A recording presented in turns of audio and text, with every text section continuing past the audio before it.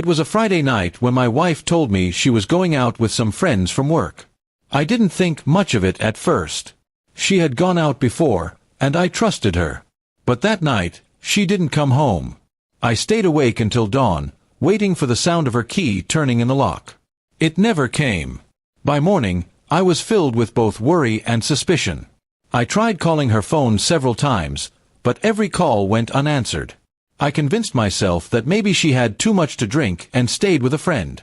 Still, something inside me told me there was more to it. Around 10 a.m., I finally got a message from her. It was short and cold. "Don't worry, I stayed with a friend." No apology, no explanation, nothing to calm my nerves. That text alone told me the truth I had been trying not to face. She wasn't being faithful. I decided not to confront her immediately. Instead, I kept quiet and began observing.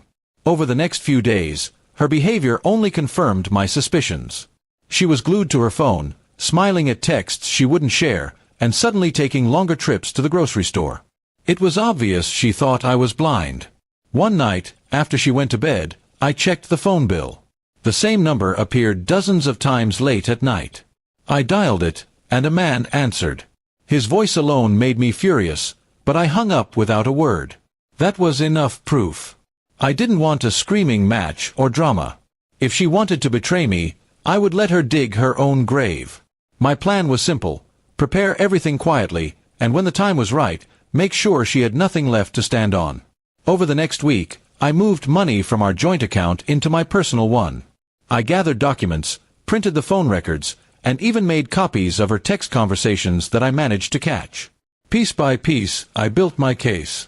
When Friday rolled around again, she tried the same excuse. "I'll be home late, don't wait up." This time, I just smiled and said, "All right, have fun."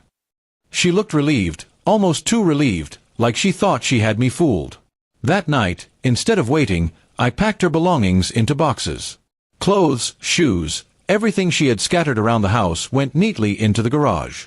By morning, the house was spotless, without a trace of her inside. Around noon, she finally texted again. This time, it was, "I think we need to talk." I didn't reply. Instead, I left her a letter on the kitchen table, taped to the box of her favorite things. In it, I wrote, "Asterisk, you chose your nights out and your lies. I choose peace. The bank account is closed, the locks are changed, and the lawyer will contact you on Monday. Enjoy your new life. You earned it." Asterisk. When she finally showed up at the door, she tried the handle and realized it had been changed. She knocked, called my name, even cried. I watched from inside, calm as ever. She had spent the night in someone else's arms, and now she had nowhere to go. Her family called me later, asking why I had been so harsh. I sent them copies of the records, the messages, and even the late-night calls.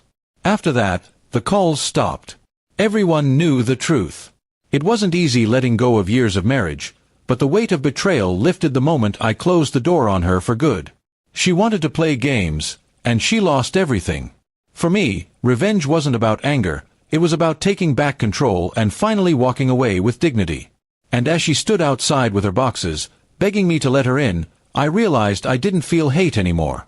I felt free. That was the sweetest revenge of all.